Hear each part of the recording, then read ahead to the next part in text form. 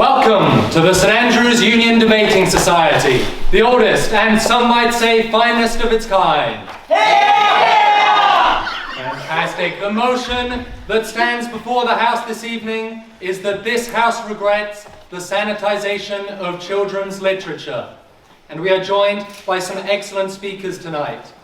Dr. Lauren Christie and Professor Karen Sands O'Connor on the proposition, and Miss Helen Gold and Dr. Lynn McNair on the opposition.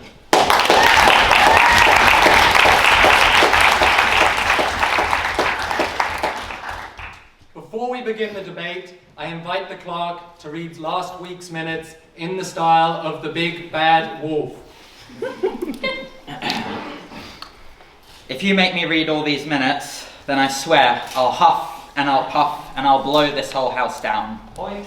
I don't think the EDS should be condoning or encouraging breaking. Counterpoint. The Goldilocks got it just right. Oh dear, there seems to be some disagreement in the House. We will have to take a vote by oral acclamation. All those in favour of taking the minutes as read, say aye. Aye. And all against, say nay. Nay! Wow, it seems rather close. I'll have to consult with my sergeant. Aye. Fantastic. The minutes are taken as read.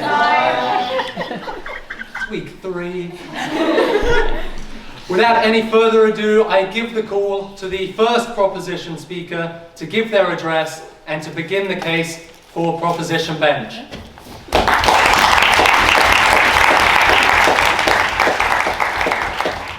Good evening, and I thank the House for the introduction. To sanitize something is to cleanse it, and there are 2 ways to do this in children's literature. One is to cleanse children's literature as a whole, that is to ban or censor a book. The other is to remove offensive or outdated words or material in an individual book and replace this material with something more acceptable to whoever is doing the sanitizing. Both are problematic. The history of children's literature is history, and the sanitization of history is well underway. In the U.S. state of Florida in 2023, teachers were instructed to teach how slaves developed skills which in some instances could be applied for their personal benefit. In 2024, students in Missouri, both black and white, protested when the Board of Education decided to cancel courses on Black history and Black literature. The courses were reinstated, but only after the board approved the content as politically neutral. And of course, last month, the US President ordered a review of Smithsonian exhibitions to require them to celebrate American exceptionalism, remove divisive or partisan narratives, and restore confidence in our shared cultural institutions, a move which educators argue will filter down to children's education and children's literature. But in fact, it already has, as the Department of Defense schools on military bases around the world immediately removed books about Black and queer history from their school libraries in response to Trump's DEI initiatives. This attack on literature and history is not only happening in the US, increased nationalism in countries across Europe, including through Nigel Farage's Reform Party in the UK, mean that policy proposals to make my country great again, favoring patriotic curricula that celebrates national heritage, are becoming more common.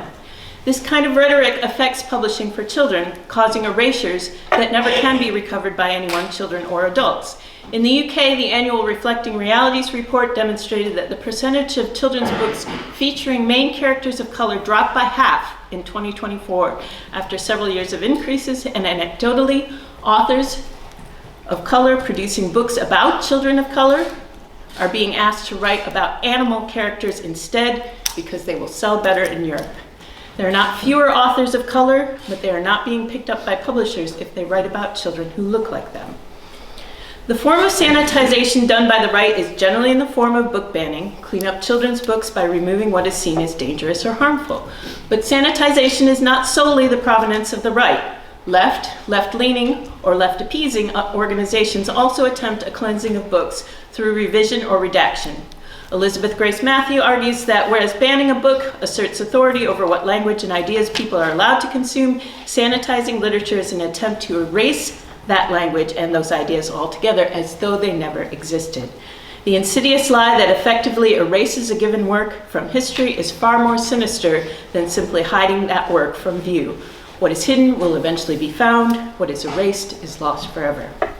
Roald Dahl's Oompa Loompas, in this case, are changed from African pygmies in 1964 to a threatened tribe from Loompaland in 1971. Enid Blyton's Gollywog becomes a monkey in Naughty Goes to School from 1952.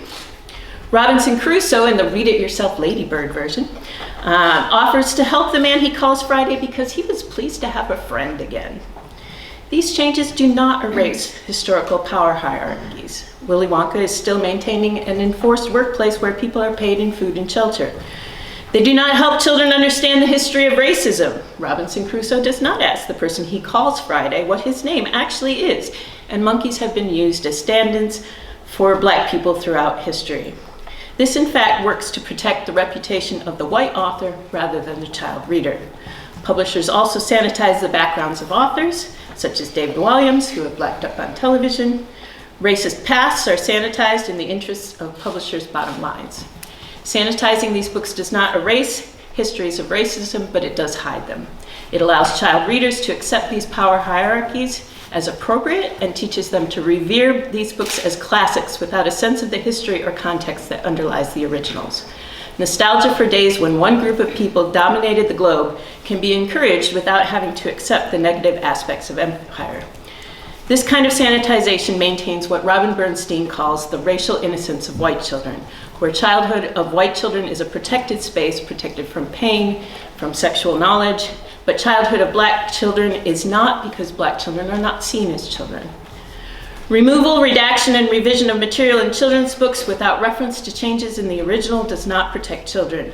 The majority of banned books in US schools have disproportionately focused on books by and about people of color, impoverishing the choice of all readers, some who might like to see themselves in books, some who might like to read about the world around them. Although book bans are far less common in the UK, authors have been uninvited from school visits, and their books have been removed after parents or teachers complained about their sexuality or political viewpoints. This means that in a children's book landscape that already overrepresents white authors, illustrators, and characters, according to the CCBC statistics in the US and the Reflecting Reality statistics in the UK, children are further restricted from accessing books where they can see themselves and the world around them represented.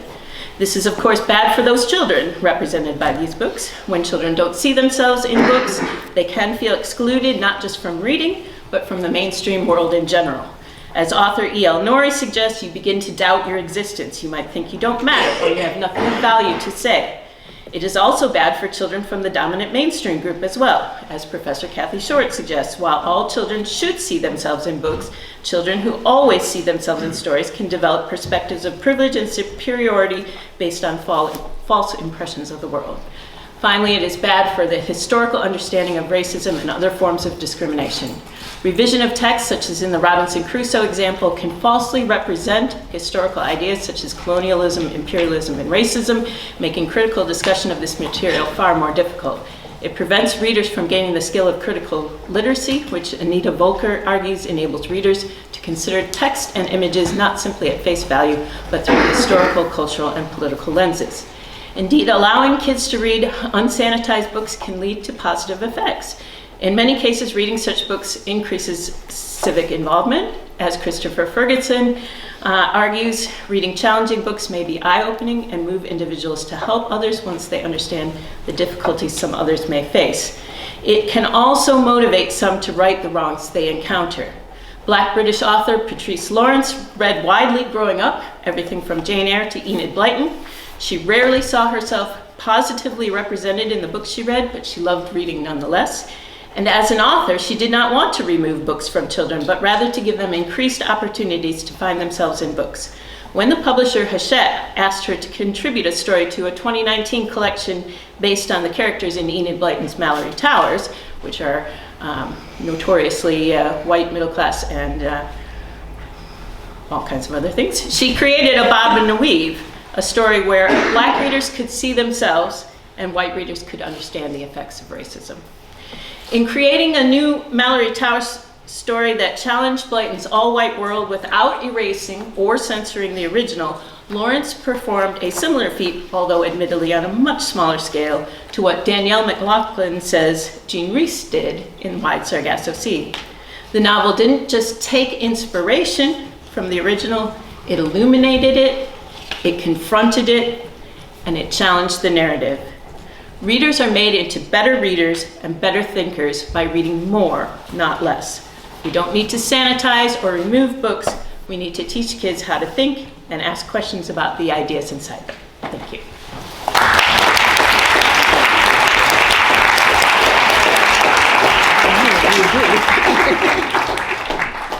I thank the speaker for their excellent address, and we now cross the floor as I give the call to the first opposition speaker to start the case for opposition bench.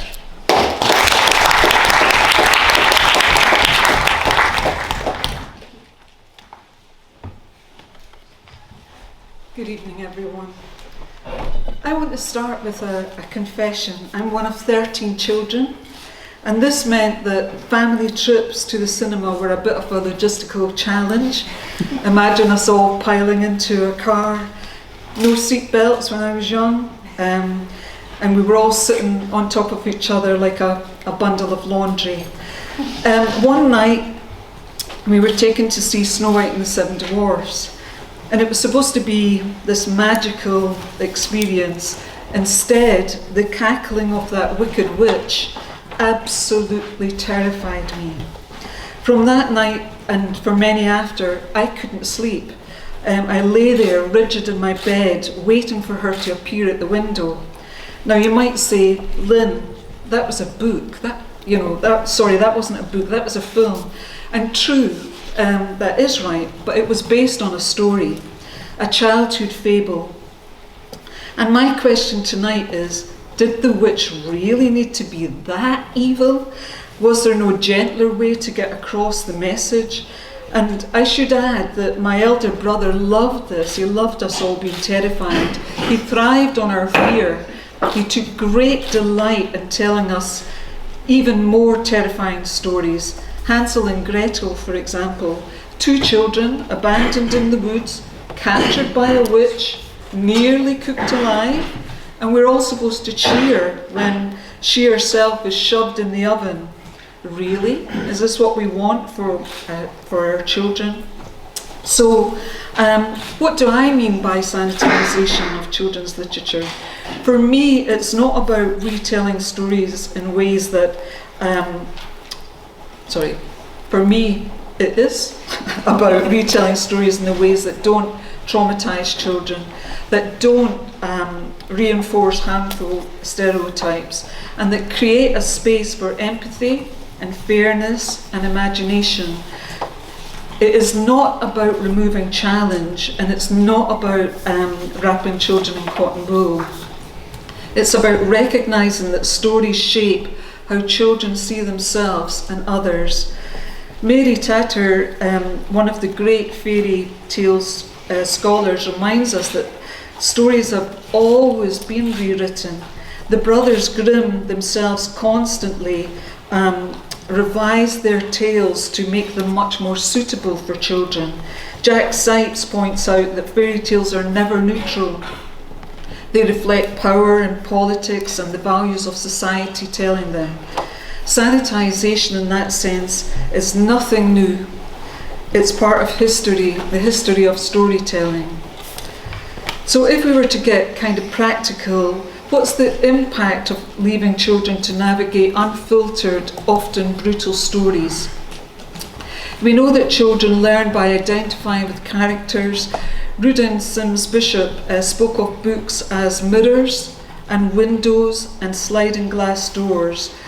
They are mirrors when children see themselves reflected, windows when they learn about others, and sliding doors when they can step into other worlds. But if the mirror shows a distorted or frightening image, what then? If every villain is an ugly old woman, or every servant is black or brown, what lessons are we passing on? Take Shirley Hugh's much-loved books. In many nurseries, they're staples. Yet look closely. Who holds the low-status jobs? Who cleans? Who serves? Who sweeps? time again, as people of colour, was this intentional? Probably not, but the effect is powerful. And contrast that with children's books about Rosa Parks, which offer fairness and justice in ways that children can grasp without brutality. And here's the thing. Children don't need gruesome detail to learn moral lessons. The UN Convention on the Rights of the Child, Article 17, states that children have the right to information that promotes their well-being. And surely that includes stories that teach kindness without instilling terror. I think that there are some little examples, and they've been alluded to tonight, but if you think about Little Red Riding Hood, a child is eaten by a wolf. Really? Couldn't we just stop at stranger danger without the devouring? Cinderella, in the original version, the stepsisters slice off their heels and toes to fit in the slipper. Not exactly bedtime reading. The Three Little Pigs, the wolf is boiled alive at the end. Delightful? Not. Goldilocks, a home invasion played out for laughs. Would we want our children trying that one out? I think not. Jack and the Beanstalk, well, he was essentially a thief, isn't he? And a murderer. He becomes a hero.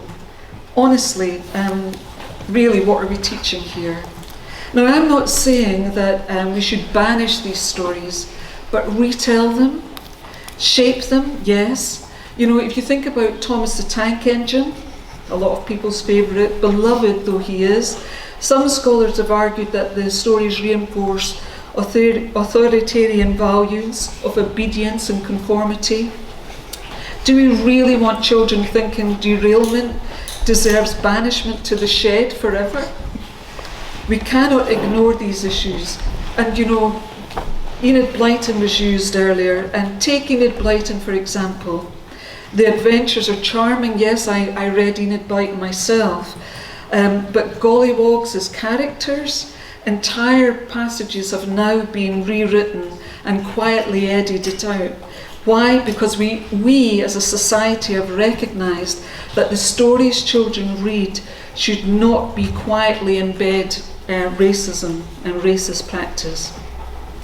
Children deserve stories that challenge them, but don't terrify them, that open moral conversations, but don't normalise cruelty. I'd like to bring in Alison Clark's slow knowledge here, because Clark argues for slower approaches in early childhood, giving children time to process, reflect and imagine.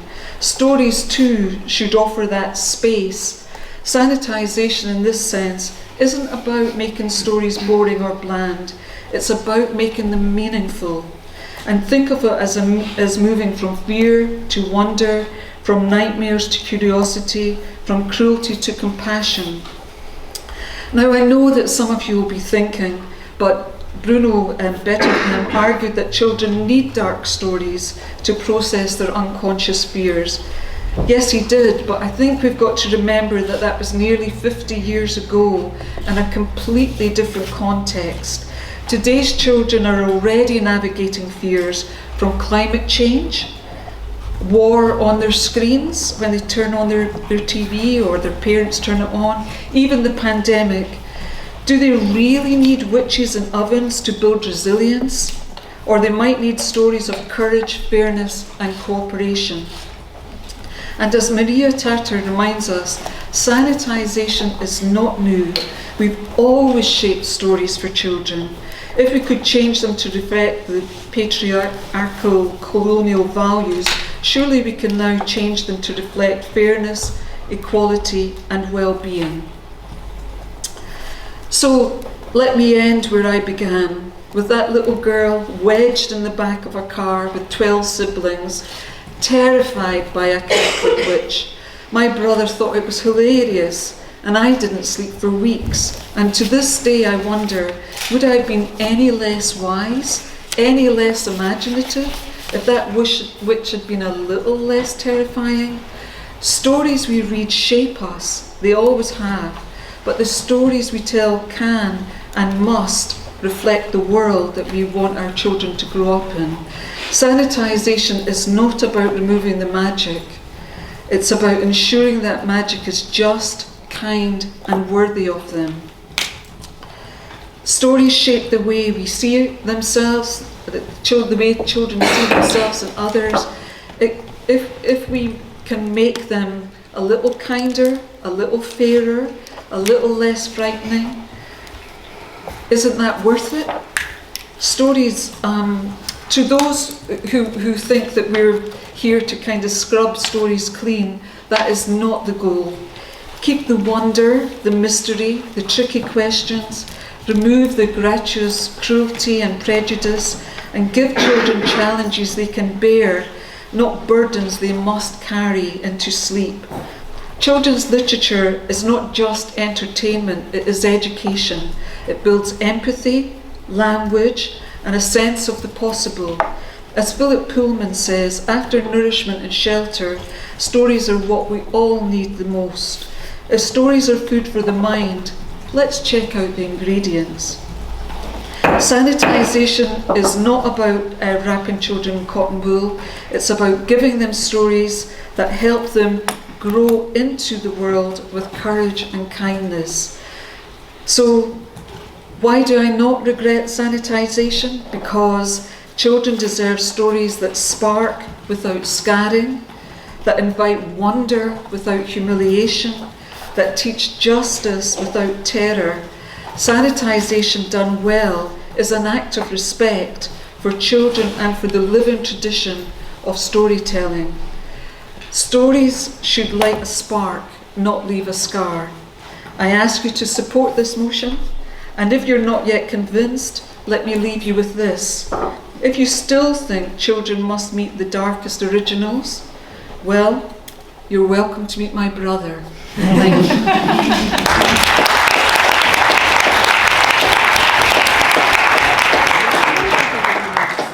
I thank the speaker for their excellent address, and now we cross the floor once again and give the call to the second proposition speaker to continue the case for Proposition Bench. Hear, hear.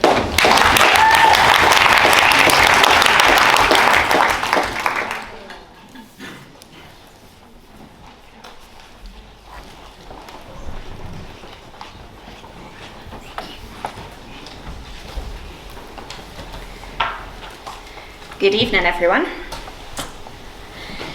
Thank you very much to the opposition for that wonderful speech. I personally am so glad you shared your story about Snow White. For me, it was Night of the Living Dummy by Goosebumps. Mm-hmm.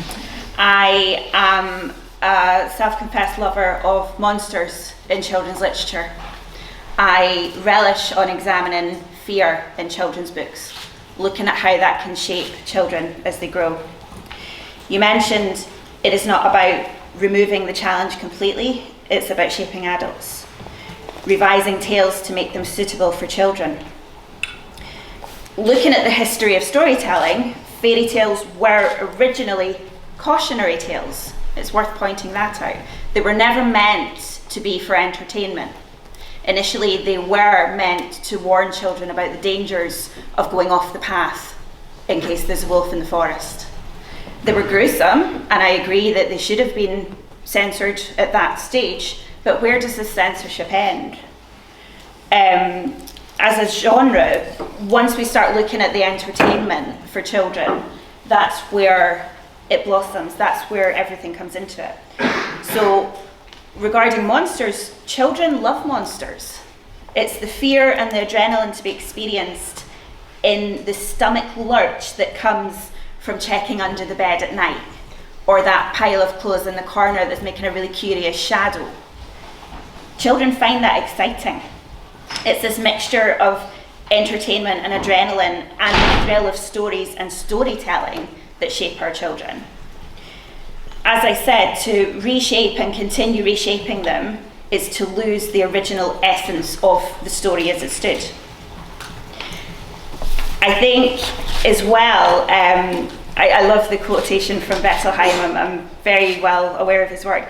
So fears that they experience in their daily life, why do they need the darkness in their literary world? The answer to that is bibliotherapy. They need to explore complex challenges within the safety of fiction. They need to sit down with an adult or whoever they're with reading the story to use that opportunity to open up the conversation.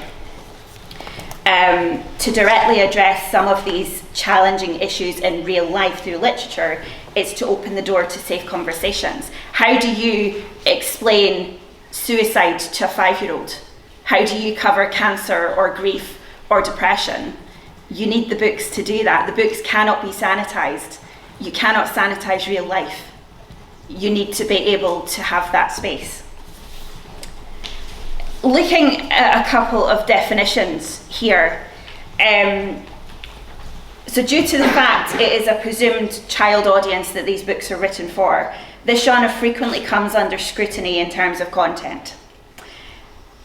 Regarding sanitization, the public and publishers are more frequently taking it upon themselves to patrol, edit and censor the content of children's literature according to the whims of the time and the prejudices of the publisher.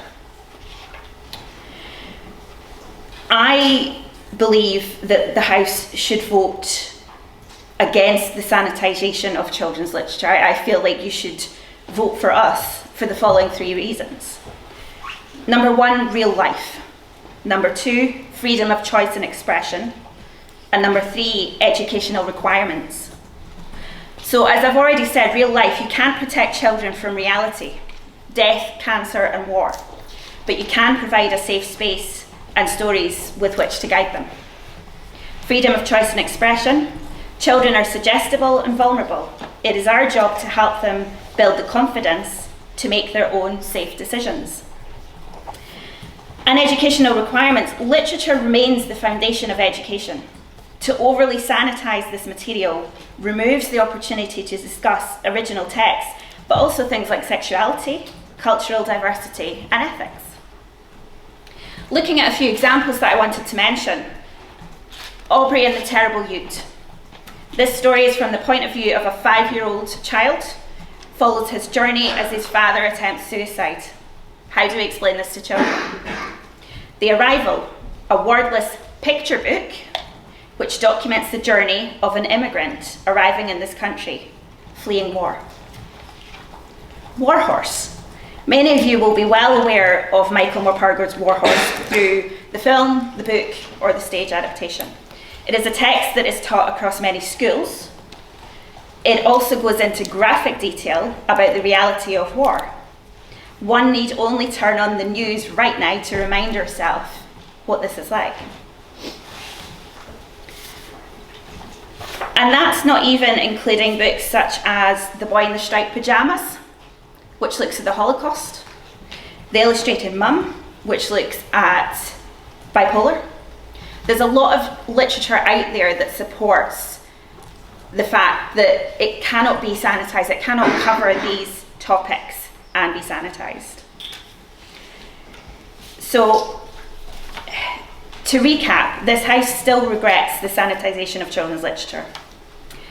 To finish, we would urge the House to vote in favour of the proposition due to the aforementioned points.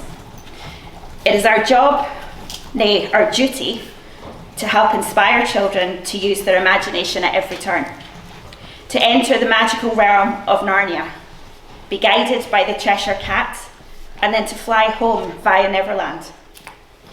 It is by truly believing in this magic as adults that we can inspire our children.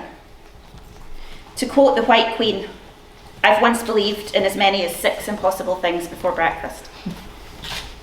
I therefore want to ask the House one question going forward. Do you believe in the magic and wonder of children's literature? One final quote to end on, which really sums up what I've been saying. Fiction is not about life, it's about the troubles in life. That's why we read it. To understand, to know, to hope that all the troubles one faces in life can be overcome eventually, or not. And that's when the writing can be at its most horrific. When the writer turns round to you, the reader, and with a leer on their face says, no, there is no happy ending this time. That is why we need to take the opportunity to have that safe conversation with children and explain difficult concepts in real life. Thank you.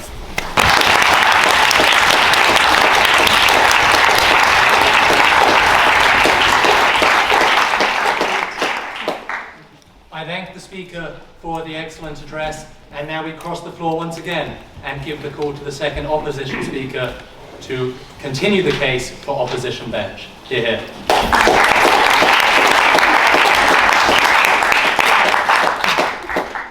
Okay. Hello everyone, many thanks for having me. When I was at university, I attended one debate society meeting and I hated it. So far this has been a much better experience. It's been absolutely fascinating listening to all of the other speakers so far, because my opinion so far is that I think we actually agree on loads of things, and actually what we're talking about is how we define sanitization and how we think about that in terms of whether it's a good or a bad thing. So yeah, just so you know, I did not look at any of these speeches before writing my own. I also wanted to mention that since we've talked about children's films that had an impact on us, mine was The Black Cauldron with the Horned King, like summoning an undead army. And it was like the score that really sat by me. And it would terrify me, but I watched it over and over again. And now I'm also a fan of horror and monsters. Anyway, before getting into my full argument, I thought I would give a quick description of what I do for my job. Because it's a fairly new profession and most people aren't aware of what a sensitivity consultant is. My role is to give advice on the representation and portrayal of marginalised groups to creators who aren't part of those groups and who want my feedback to identify unconscious biases, stereotypes, inaccuracies, those kinds of things. I tell them my thoughts and then they decide what to do with my feedback. Obviously, I hope they take it on board, but if they like, they can disregard it completely. I'm essentially a very specialised kind of editor, and I've been doing this since around 2017. So that's sort of the perspective I'm coming from. So, to give you my definition of sanitisation, I've been thinking about it when it comes to literature as the process of ensuring that something is unlikely to cause harm. And so when I talk about sanitisation today, I want to talk about how representation in children's literature can have a profound effect on the children who are reading it, then why it often comes across as reactionary for some people to insist that literature and our expectations of it must never change, and finally I want to briefly comment on the context of our world today and why it's important to preserve literature as a protected space. So, as a society, we generally don't want children experiencing literature or art that could cause them harm. And please note that I am saying harm specifically, not offence, discomfort, or upset. It is perfectly possible for a child to be upset by something that is not having any harm on them at all. Like not being allowed to eat chocolate all day. That can probably cause a lot of upset, but it is not harmful. Equally, a person can be offended by absolutely anything, regardless of whether it affects them or not. And of course, it's impossible to go through life without experiencing some discomfort at some point. And in fact, these feelings often provide important opportunities for growth or exploration. And I agree with some of the other speakers here. When it comes to children, they should be able to explore these with the guidance of an adult. So when I talk about reducing harm, what I'm talking about is paying attention to and potentially removing at the drafting stage aspects of children's literature that engage in bigotry and perpetrate negative stereotypes. So I'm not talking about making amendments to works that are already published. I'm talking about when you're writing the thing, checking in about it. We've already talked about Enid Blyton and her villains that are always foreign in some way. We've talked about Roald Dahl. I particularly remember The Great Glass Elevator, which has a prolonged exchange of racist Chinese jokes in it. There's no reason for children from marginalised communities to be exposed to these kinds of portrayals. And in fact, children who are not from marginalised groups also shouldn't have these things normalised. And I say this from the perspective of someone who grew up in Lincolnshire in the 90s, reading these authors and many more besides. There was never anyone who looked like me or shared my family experiences, not just in terms of being mixed race, but in terms of being a fat kid as well. For a while, I thought that Hermione from Harry Potter might be someone I could look up to, because she was also a bullied bookworm with bushy hair, which I thought meant afro curls like mine. But then I saw Emma Watson and I thought, oh right, okay, I get it. Children deserve to see themselves and their experiences in the books that they read. And without this representation, the message can be that they're alone or that their experiences don't matter. There's a huge variety of childhood experiences out there, and reading about them can help kids understand the world and see themselves represented and develop empathy for others. So, let's think about the argument that children's literature is being overly policed and therefore is worse than kids' books from previous generations. People making this argument usually say things like, oh, you couldn't make this nowadays. But this is a comment that relies on the idea that it's desirable to keep making the same kind of art over and over again, and that older works are inherently superior. But part of the reason that some things can't be made today is because our society has evolved. So why would we want to create something for the children of 2025 with the sensibilities of 1965? This resistance to change and, at its most extreme, the accompanying desire for returning to a perfect previous world that only exists in nostalgia is very popular in public discourse right now. The idea that returning things to how they used to be will be the solution to everything is something we're seeing in the insistence that gender roles and presentation are and must be immutable, the idea that whiteness is an inherent part of Britishness, in the general attitude that things have gone too far, and the reluctance to discuss and challenge what people really mean by that and what they want to happen instead. Applying the attitude of the way we used to do it is the best way.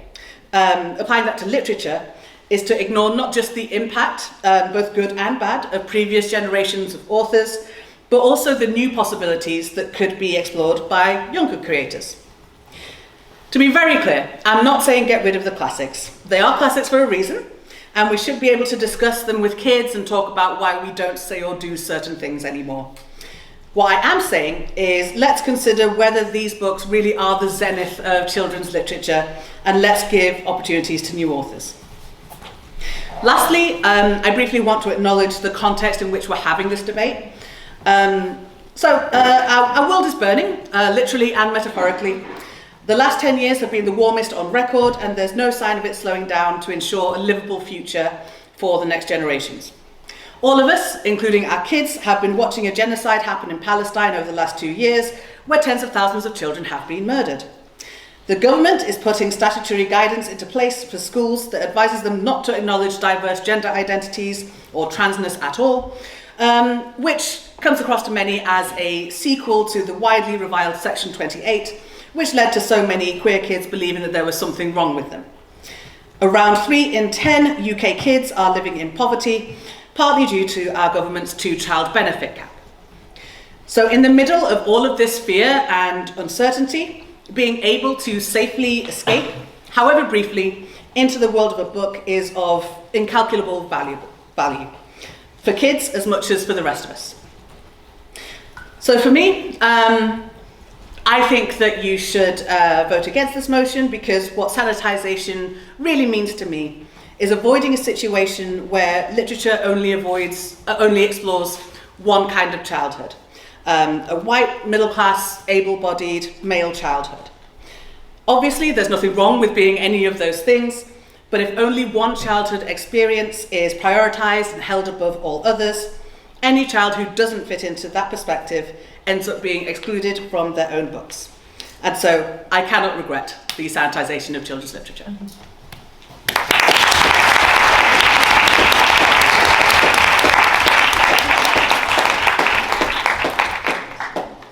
Fantastic. I thank that speaker for the excellent address. and it is now time to open up the debate to the floor, which means the audience. So if you would like to make a speech of up to 2 minutes in length, then please raise your hand nice and high to catch my eye. I will bang my gavel continuously once your time has expired. This week, the best floor speech will receive a prize, which is a £15 voucher for Fisher and Donaldson, although you'll have to come and fetch it off one of us at a later date. We'll make arrangements for that. I forgot it at home. My bad. Before your speech, if you could please state your name clearly and loudly so we can put it into our minutes. Our minutes go back over 200 years, and it would be a great shame if your name does not feature in them.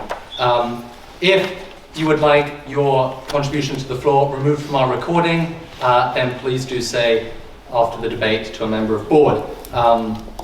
So yes, does anyone have any contributions from the floor? Yes, front row at the back. Yeah. My name's Francesca Taylor, and I'd like to speak in favour of the opposition. I was quite interested when the proposition mentioned the boy in the striped pyjamas as a Jewish person.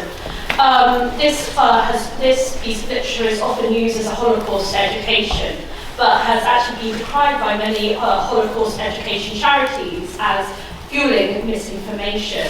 It often has fed into the idea that German people did not know about the Holocaust and that they were innocents, and in fact that goes against what's known reality.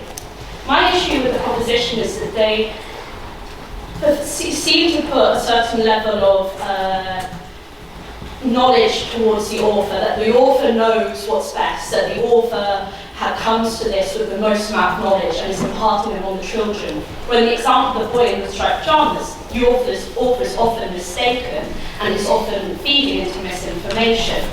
When it comes to the proposition's example of sanitation, especially with the idea of educating those who aren't necessarily involved in it, I believe that is a beneficial example. After all, I believe our literature scene needs to change. It needs to be, in a way, sanitised. And I don't think this change is, in fact, negative. In fact, I shall read probably one of my favourite quotes from literature, from Olivia Butler. All that you touch, you change. All that you change, changes you. The only lasting truth is change. God is change. So as children's literature changes and updates, I think we should agree with the opposition. Thank you.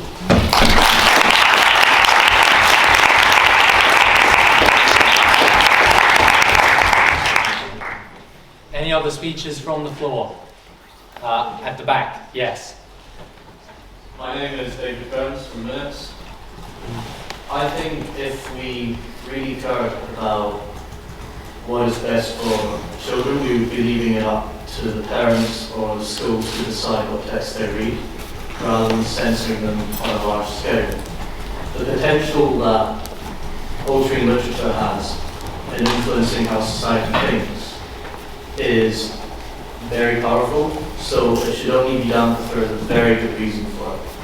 And text merely being offensive or scary is not a good enough reason. The opposition has said that it's not about being offensive, it's about being harmful. But I would like to read a couple of quotes from Roald Dahl, some of whose books have been sanitized. So, in the original version of Matilda, there's a quote which goes, "She went on olden day sailing ships with Joseph Conrad. She went to Africa with Ernest Hemingway and to India with Rudyard Kipling." This has now been sanitized to say, she went to 19th century estates with Jane Austen.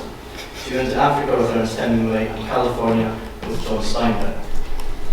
Previous illustrations of the character Mike T.V. in Charlie and the Chocolate Factory depicted him with several toy guns. These have been erased.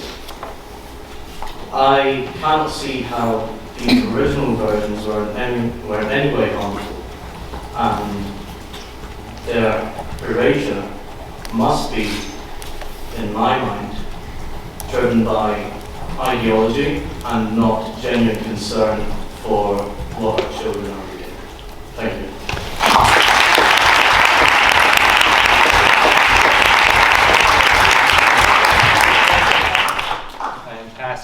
other speeches? We do have plenty of time. Yes, on the corner. I just sort of had, my name is Varish for the minutes. I just sort of had a question for opposition, where there's sort of like this idea that we're only going to sanitize what's harmful. I think it's very easy to enter a slippery slope where we say that X is harmful, then Y is harmful, then Z is harmful. It's very hard to draw a line as to what's harmful and what's offensive. And many people would consider something offensive where another family would consider that harmful ideology for their children. So I'd sort of like to see some clarification as to what we're considering harmful and who's going to decide that, and what direction it's going to take our children to. Thank you.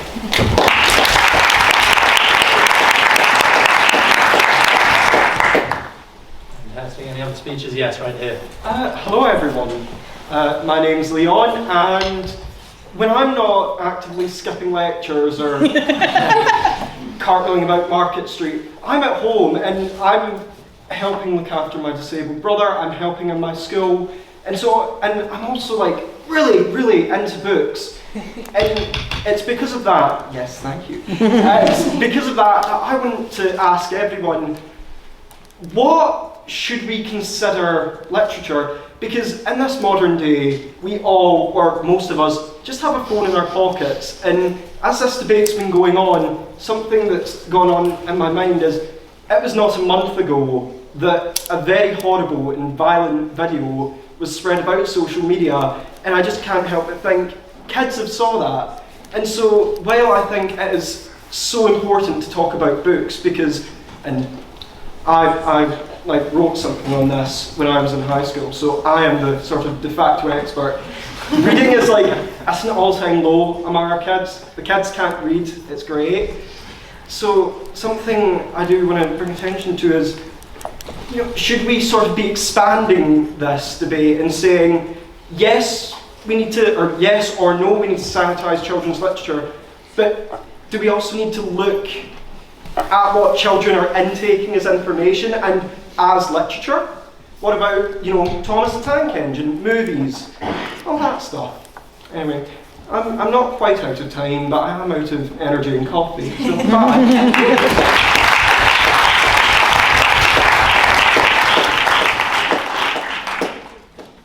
Fantastic. Any other speeches from the floor? We will go to board briefly and then return to the audience. Alex, go ahead. Well, one problem at a time, Leon. I mean, we should sanitize social media for adults too, not just children. Probably. Just a quick comment to start off from what the first speaker of proposition said. The fact of the matter is that literature has been sanitized, as you put it, by politicians and other political forces in our institutions since at least the way that modern states are organized in Europe since the 18th or 19th century. So I don't think that we're seeing anything new. And whereas certainly I decry the actions of President Trump, not if I apply for a visa, or Nigel Farage, I don't think that we can go as far as to say that we regret this sort of thing without going into a much, much deeper conversation about how our modern states are structured and how the education system is structured. But apart from that, the other side of sanitization that also opposition brought up, of more traditional tales. The fact of the matter is that books do tell us far more about the time that they were actually written than anything else. I study history, so I look at it as a primary source. And I think that children should be reading current values. So yes, I don't think that we should be giving them the normative values of the 1960s, or heaven forbid, the Middle Ages and early modern history, if you want to talk about the Grimm brothers. So for those reasons, quite frankly, yes to the sanitization of children's literature.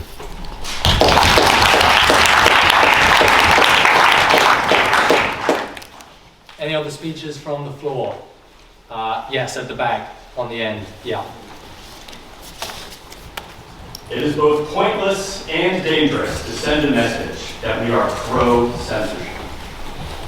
To the first point, that it's pointless to send that message. As many speakers have already pointed out, there is already too much content on social media accessible to children. Many children are given phones and iPads before they are given books. The fact that we are trying to prevent them from seeing harmful material by censoring their books while allowing them to explore the internet by themselves means that giving a message now that we are anti-censorship or pro-censorship is useless because the children can easily get around it. Any book can be found online for free. The second, that it is dangerous to send that message. I'd like to return us to Dr. Christie's point right at the beginning. Especially in the United States of America, but in other countries as well, particularly more authoritarian countries, books are censored because they do not agree with the political message of the day.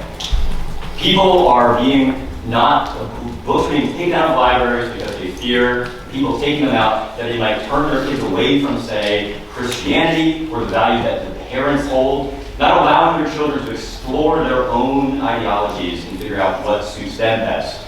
This, as anyone who's talked recently to a 14-year-old political teenager might find out, leads them eventually adopting, at least briefly, an extremist ideology before they eventually think they're out of it. So I want to point out that Ms. Gold made a very good point, that she agreed with many people, that we should be careful to say that we don't think that children should be allowed to have everything. That's very apt, and that itself is basically the point of the proposition. To say that we deplore the sanitization of children's literature is not to say that children should be force-fed every possible traumatizing moment that we've ever cooked up with a pen, but instead that they should be generally allowed to seek the ideas they want. So I'll just end on an apt quotation, as many of my colleagues have done. C.S. Lewis. You distinguish between traumatizing a child. We must not do anything likely to give the child phobias, or they may say, as the other speaker for the opposition said, that we must try to keep out of his mind the knowledge that he was born into a world of death, violence, adventure, heroism, cowardice, good and evil. The latter escapism in the bad sense. Since it is likely they will meet cruel enemies, let them at least have heard of brave knights and heroic courage. So for that, I urge you to vote against, or for the motion of deploring the sanitization of children's literature. Thanks.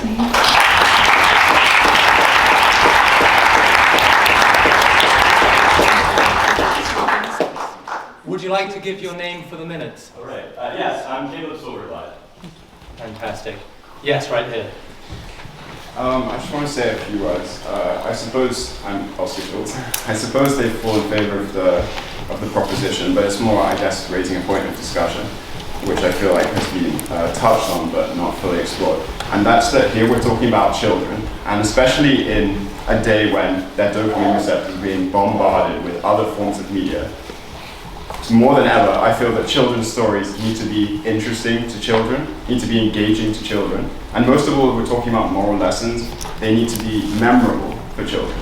And I feel that removing from various childhood fairy tales the kind of sensationalism and magic that makes them stick in our memories, and sometimes bombasm, and perhaps it's a bit absurd, and perhaps it's a bit exaggerated, but I feel like that's why we remember these stories. And I feel that if instead of throwing her in the oven, Hansel and Gretel had given a calm and sensible moral reprimand into the wind on the various drawbacks of deceit and cannibalism, we wouldn't so well remember the story. And I think that's an important point. Thank you.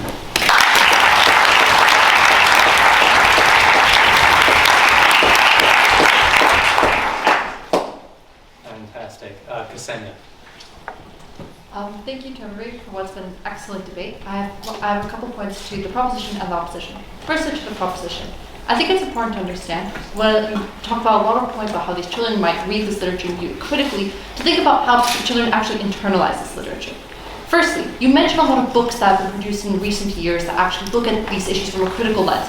But are these the books that are really being widespread and actually read? I think most people still read Roald Dahl at a much higher rate than they actually read these new progressive books that are much better. I think what we need to ask then is, do these children, when they read these books that show racist tropes, actually internalize them as criticism, or instead see this as a portrayal of something that they should glorify, or something that they instead see as happy and joyful? Because when you're reading Charlie and the Chocolate Factory, are you really thinking about this as from a critical lens when you're a 5-year-old, or through something that's entertaining? We need to talk about how likely that in these best cases of sanitation, this can actually lead to better internalization and enjoyment of these books. But to the opposition, I think the proposition brings up a lot of very valid concerns about how sanitisation can be used in the worst case scenarios to actually censor really interesting and progressive messaging and discourage authors from talking about topics that are already seen as taboo in conservative spaces. I think we need to explain why you're willing to see good sanitisation instead of bad sanitisation. These are the things I would love to see from either side. Thank you so much for the debate so far.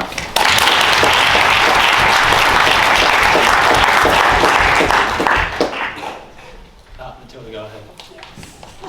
Sorry, I must admit I'm a little bit biased in this because I've been encouraged to speak because I'm writing my dissertation about disability in classical fairy tales.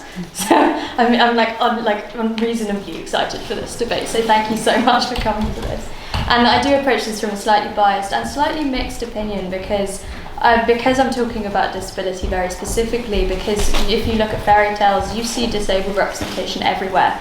And for the most part, it's bad.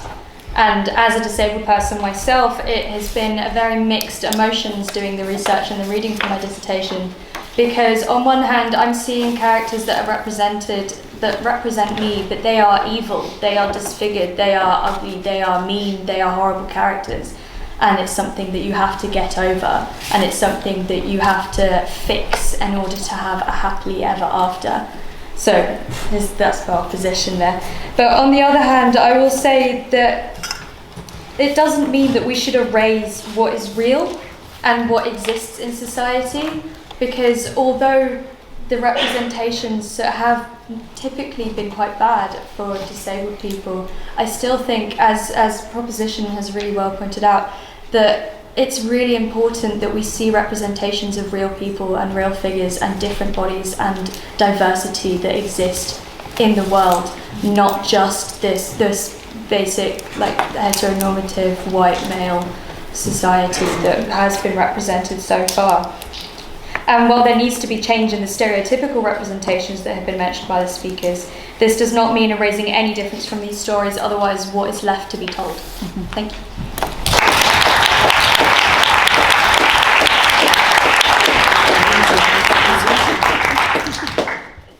Thank you everybody for your contributions from the floor, but it is now time to bring the debate back to the dispatch boxes. Each bench has a total of 10 minutes this time, which can be split in any matter. So to start, I give the call to the opposition bench to give their reply. Hear, hear.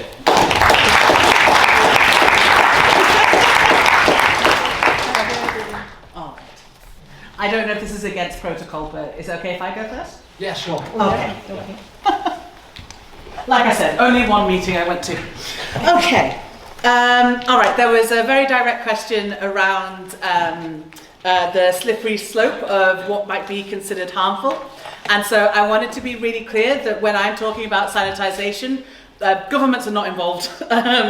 It should be around the author and their editors working together to make sure that what they're trying to say is coming across as they intended it. Because a lot of the work that I do is pointing out things that the authors don't realise is in there. Some of that comes down to inaccuracies. Because I specialise in race and racism, I spend a lot of time talking about hair. So, for example, I don't think, was it a kid's book? It was a young adult's book, I think. And a character turned up suddenly at school with really long braids. And so I had to leave a comment saying, just so you know, this is going to take at least 4 hours, maybe up to 8 hours. So either she's stayed up all night doing it, or you should maybe choose a different hairstyle. Because these are the things that we don't necessarily see portrayed in mainstream society. It's that issue of you don't know what you don't know. People don't know why I have to use very specific products for my hair. People don't know why it was a big deal for me to cut all my hair off. These kinds of things are stuff that only someone from that culture can point out. So there's the inaccuracies. There's also, like, obviously, I would advise against including things like slurs in children's literature. In adult literature, I always advise, okay, think about why you're using this word specifically, what is the point of it, and does it convey what you want it to say? And And ultimately, when I'm talking about harm, I'm talking about things that lean into existing, proven, harmful prejudices. So, for example, if you have a black character who is violent and only violent, and we don't know why that is, we don't have any interiority, we don't have any backstory, then that is feeding into the idea of black people are inherently violent, which directly contributes to us suffering more from things like police brutality. So that is what I mean by harm. The narrative tropes that contribute to wider issues of oppression and discrimination. And as I said, I do sensitivity consultation for children's and young adult books, but also for adults' books as well. I do think that equally people do need things like that. Also, there was a specific question around Roald Dahl and some quotes before and after sanitization, and I suspect that was specifically around something that happened quite recently where the Roald Dahl Foundation, whoever owns the copyright to his books. Yes.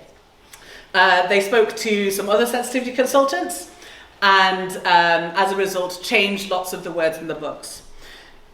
I was not involved in that, so I cannot speak on that, but my suspicion is that those consultants said, well, there are much wider issues here, but I suppose if you just want to change words, because that's the easiest thing to do, and the fastest thing to do, and the cheapest thing to do for a publisher, then we might change this or that, and we might diversify it in these ways.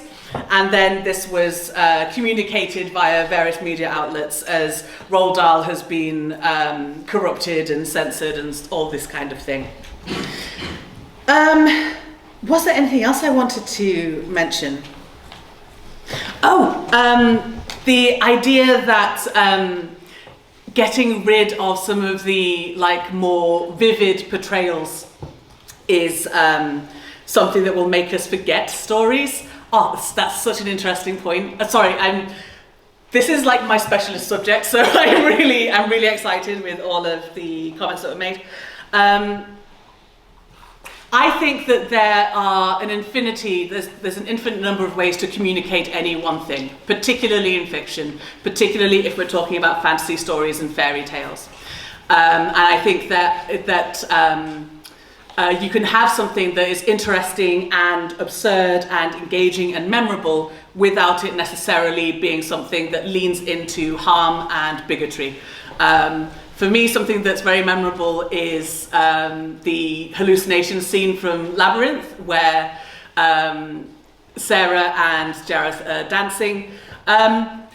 Could be argued about whether that is ideal or not, but it's something that sticks with me and is not overtly harmful to me. So to summarize again, I think that what we're really talking about is what we mean by sanitization, and I think that the difference seems to be, does sanitization mean censorship from on high? Does it mean a government deciding you are allowed to read these books or not? Does it mean a government saying these are the topics that we will allow you to read? Or is it about an author and an editor and potentially a sensitivity consultant looking at the drafts and saying, okay, this might not come across in the way that was intended, let's rework that, maybe you could change it in this way or that way. And so obviously I'm leaning towards the latter, and so if you agree with that definition of sanitization, I think you should vote with us, the opposition.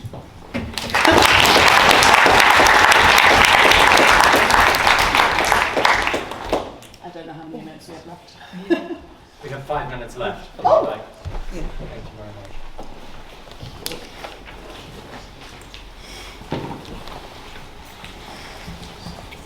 Thank you, everybody. I thought the questions were really, they stimulated lots of thinking for me anyway.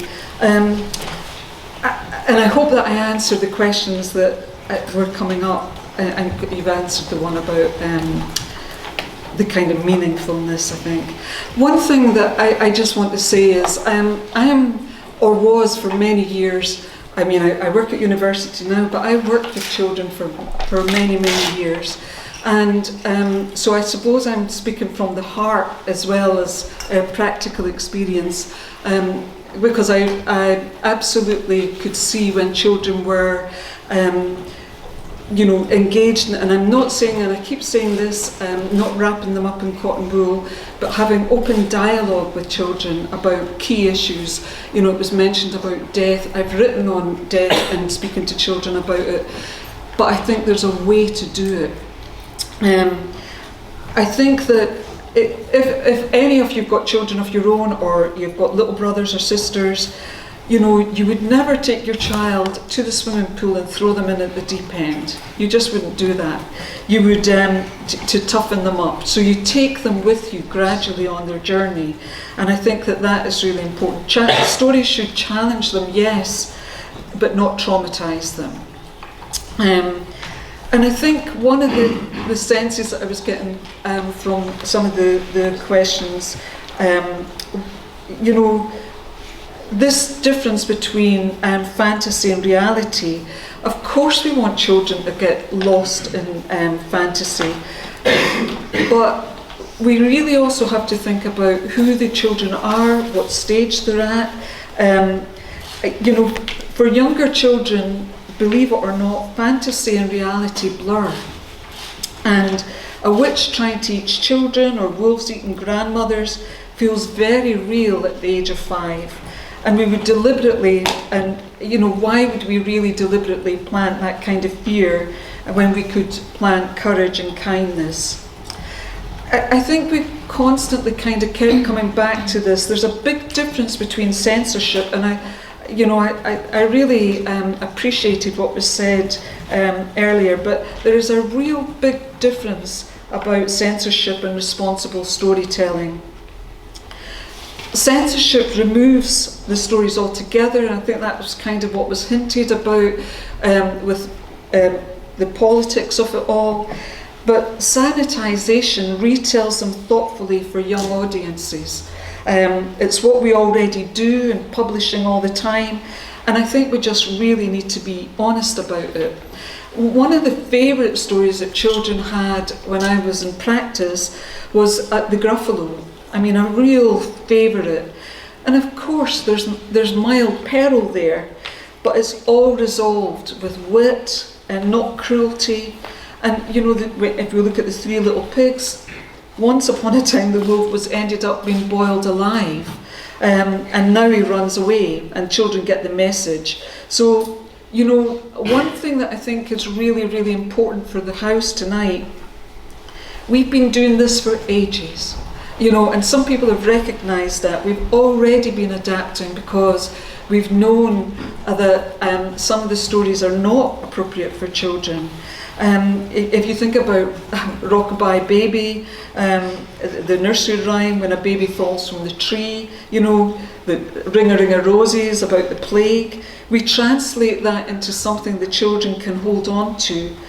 And I really very much appreciated about the importance of representation.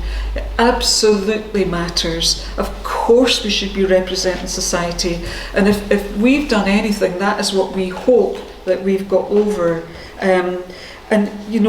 But we do not want storybooks that are shared widely with children that assign lower status roles to black characters. We want children to feel they can absolutely align themselves with this person in this book. One wonderful experience that I had, we wrote about anti-racist practice, and we explored our children's library, and what ended up happening is the staff were throwing out like books about Red Indians and all that, and I'm not terribly sure that is the right way to do it. If these books exist, let's open up a dialogue with the children about it. If children are experiencing death, 2 of my children, their mother died in bed with their father, and immediately people were saying, get the books out about death.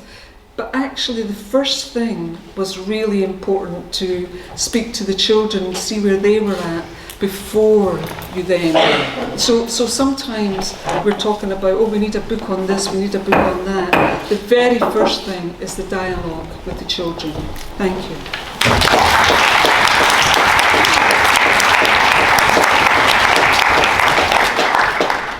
I thank the speakers for their excellent reply and give the call for the proposition bench to finish the debate. Hear, hear.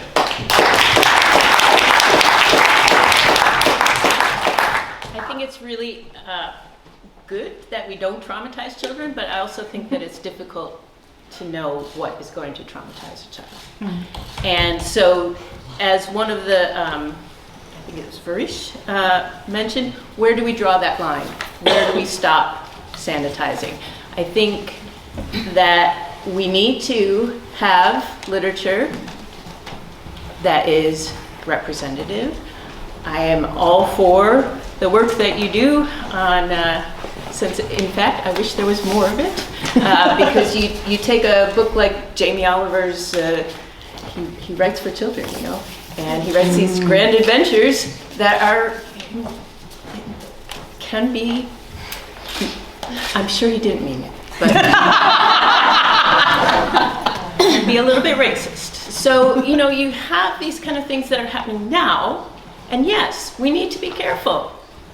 But we need to be careful because we need to think about what we're doing. We need to think about why we are writing the stories we're writing. Why do adventure stories come back and back and back? Is it because we are repeating tropes from the past that include racism, that include hierarchies? You know, I think that today, yes, we do need to think about those things. But I also think that with literature that exists already, we need to put it into that dialogue. My daughter got to pick what we read at night, and she picked Oliver Twist. And I was like, really? And she's like, it was on TV. So you have that sort of notion of what people read comes from all different sources. So I read it, and we were 2 chapters in before she said, why do they keep calling Fagin the Jew? And I, you know, I wasn't really ready for that conversation, but we had a good conversation about anti-Semitism. Now, either she's very lucky or she's very cursed to have a mom who is going to sit down and have a conversation about anti-Semitism with her when she's 7 years old. But I think it's necessary. Unfortunately, not everybody is as intelligent as this crowd, I'm sure, is, one and all.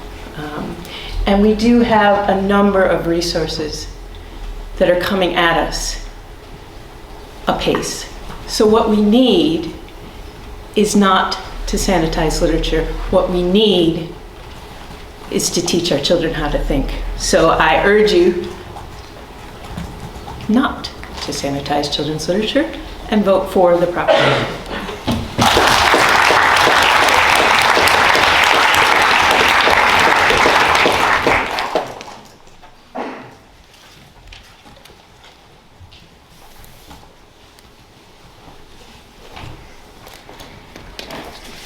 Okay, thank you all so much for your comments and your questions. I just want to start off by leading on from a comment from my colleague about it's important in having the dialogue with children, not to go running towards the books. I completely agree. And in answering some of your questions, I want to mention a few people here. Scottish Book Trust, school librarians, public librarians, teachers and scholars in children's literature, such as myself and my colleagues here tonight. These are the people that are actively trying to seek new authors, new texts that explore representations such as climate concerns, cultural diversity, sexuality, and disabilities. We are actively trying to move the genre forward. There will always be, we will never get away from what is considered to be the classics, the canon of children's literature that everyone's heard of. That will always remain because it is arguably the foundation of that period of time of the genre. But what we are doing is reflecting life as we know it just now and moving everything forward. I also agree that censorship is highly subjective. Where does it start? Where does it end? Who decides? I agree that if we start banning content, this will likely increase their interest, leading them to find it elsewhere. Many of you mentioned the increasing reliance on technology, social media, and declining literacy rates. This is actually something I have done a lot of research in myself. If, as adults, we become tied up in original content and continuous censorship over and over again, we can inadvertently end up steering children away from reading for pleasure. Everything becomes contentious and political. We lose that little spark that comes from reading many of these texts for the first time. I think it's really important that we've had this debate tonight because we've highlighted the ambiguous nature of the motion. This House regrets the sanitisation of children's literature. Again, we return to what is sanitisation. I think that's what all four of us and all of you have pointed out. There is no one definition. There's no one person that decides. There are numerous interpretations of the understanding of sanitisation. When it becomes dangerous, which is what we wanted to point out tonight as a proposition, is when we are leaving the decisions about the content up to a select number of people who will almost always lean towards their own interests in one way or another, arguably, rather than what may be in the best interests of the children. Thank you.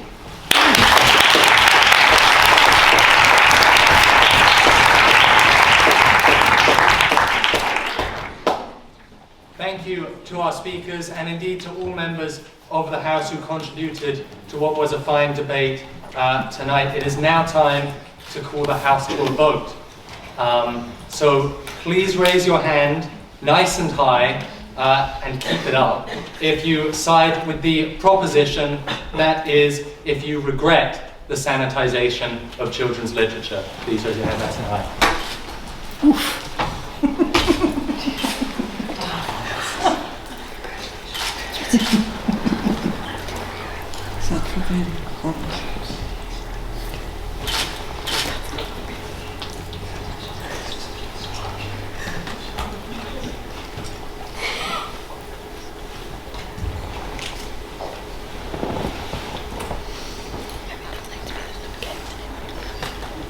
My day, the chair would always just cats and get on with it.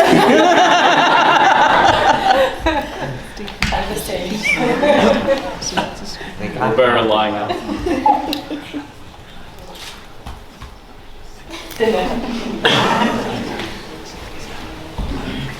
And all those who side with the opposition, that is those who do not regret the sanitisation of children's literature.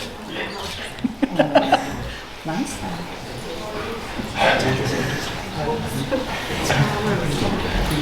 And any abstentions? Liberal.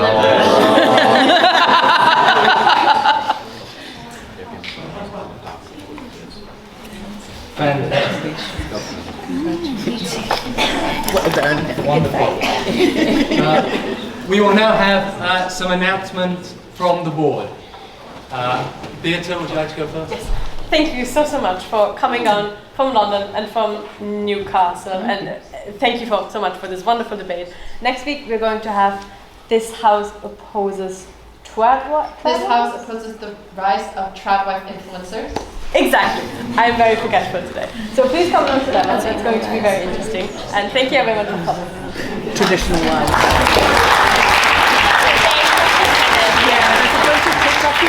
Oh yes, I make all my cheese from scratch, and I'm barefoot in the kitchen, and my husband is in charge of everything.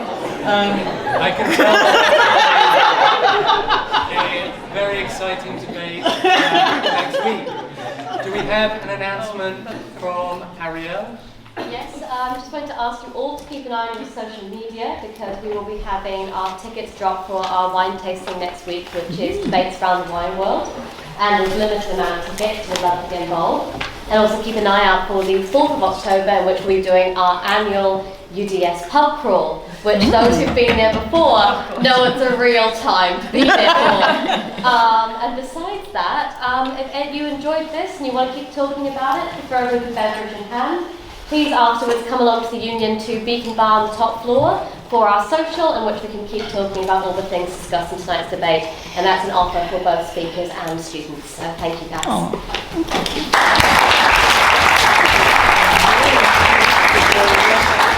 Do we have any further announcements from board? No? Fantastic. Well, before we announce the results of the debate, it's time to give Abby a board announcement. It's okay, Flynn, don't worry about it, it's fine. Also, I'm speaking at the Trad Lives debate, guys, so you should absolutely come. I'm the head of competitive. I didn't get a full intro, so I'll give myself one.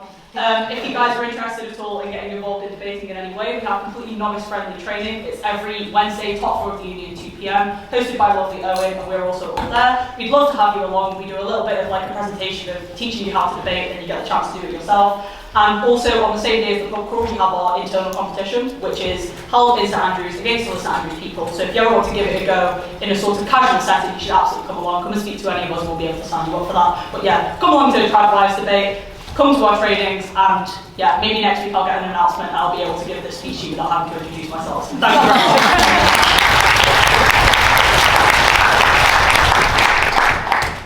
It is now time to give the floor speech prize, which is a £15 voucher to Fisher & Donaldson and a teeny tiny trophy. This week, the winner of the floor speech prize is Francesca.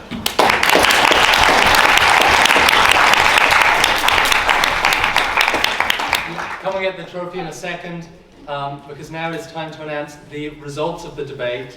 The ayes to the right are 67, and the nays to the left are 10, with 9 abstentions. Therefore, the ayes have it, the ayes have it.